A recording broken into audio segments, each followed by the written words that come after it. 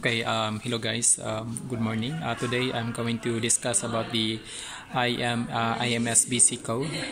So naturally, ISMBC code is actually the meaning for that one. It is International Maritime Solid Bulk Cargoes Code, which is actually it is something like an upgrade or a replacement for the basic code or the solid bulk cargoes code for the safe practice code of the solid bulk cargoes.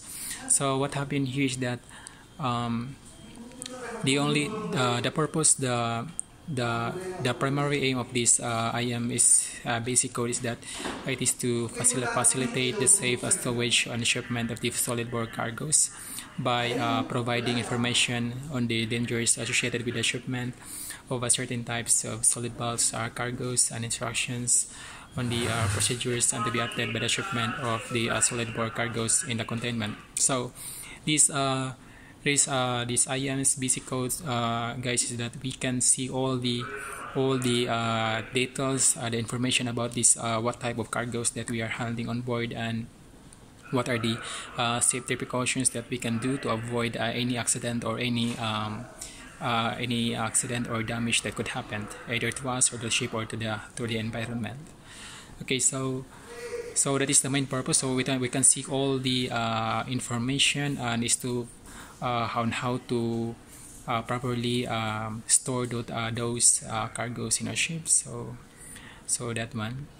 So the prime hazard associated with this shipment of solid bulk cargoes are those relating to structural damage due to improper cargo distribution, loss of reduction of stability during the voyage, and chemical reactions of cargoes.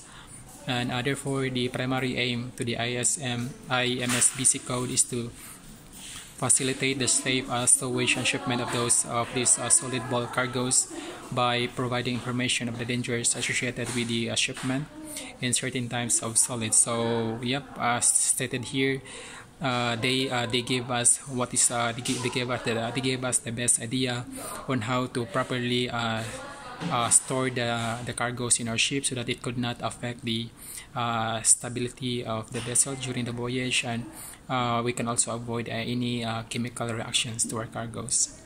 Okay, so the observance of this code harmonize the practices and procedures to be followed and the appropriate precautions to be taken in loading and trimming and carriage and discharge of solid bulk cargoes when transported by the sea.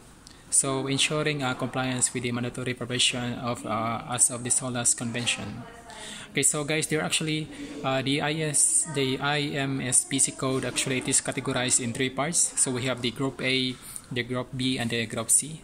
So in the Group A, guys, we can see all the cargoes which may liquefy or ship at a moisture content exceeding their transportable measurable limits. So these are the some of the cargoes that will, in a certain temperature or certain circumstances, they will be liquefied, like it will melt.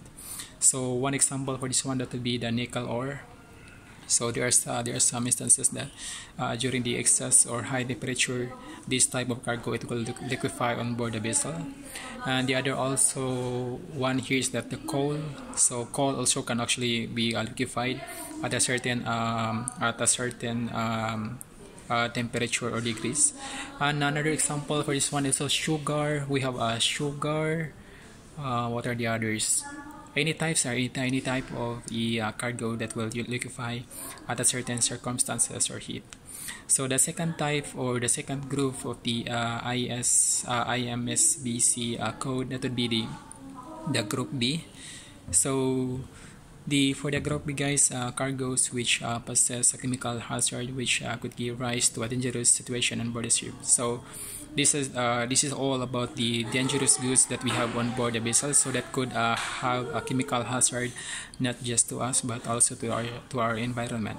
So as we have discussed here, guys, earlier with our previous topic, we discussed about the nine dangerous goods on board the vessel, starting from class 1, then class 2 to class 9. So if we are going to recall, guys, dangerous goods, all the dangerous goods, it belongs to the Group B for the IMSBC code. So that would be those are the flammable solids, substances that are liable for spontaneous combustion. And the third one, that is substances which are in contact with water emit flammable gases. So these are all toxic types of that will emit toxic vapor. And the next one, that will be the oxidizing substances. And the sixth one, that would be the toxic substances.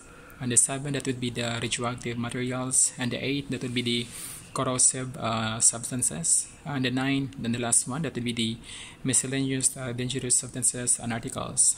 So all the dangerous goods that we have on board the vessel, they are all being part of the Group B for the IMSBC code. So the third categories for the IMSBC code, that would be the Group C. So for the Group C, guys, that would be cargoes which are neither liable to liquefy or possesses chemical hazards. So basically, these are all something like a stable type of cargo that it doesn't harm anyone and it doesn't have any much complicated properties that can melt down. So you just have to stay as it is. So like for example, the cement. So the cement, as long as you did not even though you put the higher temperature, the cement will still stay at it is. It will not change in form. And the other one also, that will be the sand or fine materials. So all the solid materials, sand, wood, any of that material that will not be liquefied, or it will not emit any hazardous chemicals. And the next one, that will be the iron core. So this type of substances, this belongs to the Group C. So overall, guys, if you are going to sum it up, overall the main purpose of this IMSBC code is that it is like we categorize all the cargoes that we have on board, and the purpose of this code is that it provides us, as we can see here,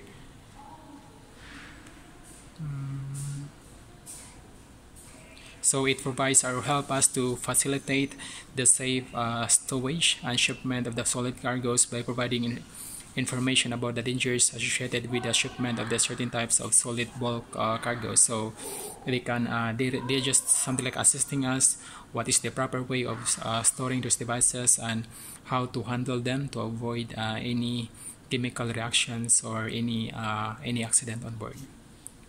Okay, so thank you so much, and that's all, and all of you have a nice day. Bye bye.